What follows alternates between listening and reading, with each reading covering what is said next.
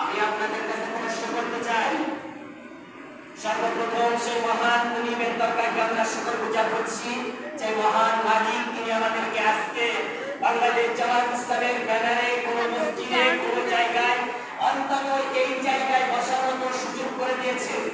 আপনাদেরকে যদি বলি বলেন তো দেখি 5 তারিখের পূর্বে বাংলাদেশ জামাত ইসলামের ব্যানারের নিচে এসে আজকের যে যতবার এই মেম্বার থেকে বাংলাদেশ জামাত ইসলামের নাম উচ্চারিত হয়েছে, কোন রকমের কোন আলেমের ওই ক্ষমতা বাংলাদেশ জামাত ইসলামের নাম নিয়ে কথা বলবে 5 তারিখের আগে ছিল? কথা বলে না, ছিল না।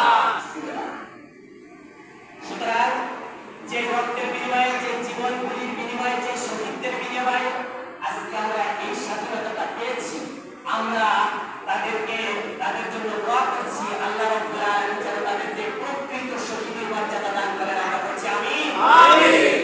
প্রিয় ভাইরা,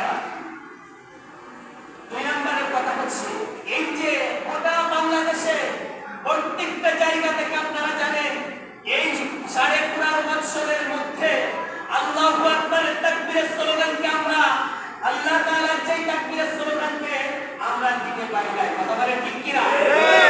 সুতরাং 15.5 বছরের কাজা কাপ্পারা আমরা একত্রিত করে আদায় করে আমরা এই জায়গায় নারায়ে তাকবীর, নারায়ে তাকবীর,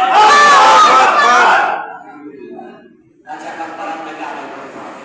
15.5 বছর শুধুমাত্র রাজাকার তকমা দিয়ে আমাদের ভাইদের বুকে গুলি চালিয়েছেন, আর আপনাকে বাংলাদেশ থেকে যাদের বুকে আপনি গুলি চালিয়েছেন রাজাকার তকমা দিয়ে, এই রাজাকারের তকমা দিয়ে আপনাদের কথা, আপনাকে 15.5 থেকে রাজাকারের তকমা দেওয়ার কারণে এই ছাত্র জনতা 15.5 থেকে 15.5